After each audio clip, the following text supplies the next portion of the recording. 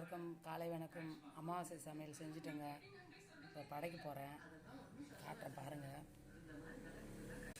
சுட சுட சாதம் இப்போ தான் வடித்தேன். சாம்பார், முருங்கைக்காய் மாங்காய் கத்திரிக்காய் சாம்பார்,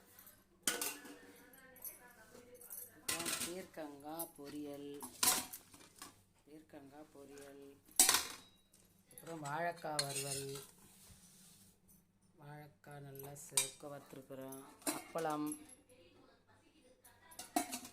அமாவாசைன்றதுனால இன்றைக்கி வெஜ்ஜு தான். அவ்வளோதாங்க எங்கள் வீட்டில் சமையல். வாங்க சாப்பிட்லாம்.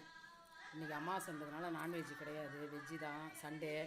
உங்கள் வீட்டிலலாம் என்ன சமையல் கமெண்ட் பண்ணுங்கள். டிவி போட்டு வச்சுருக்கீங்க பசங்க, அதனால் அது கத்தின்னு கிடக்கும்.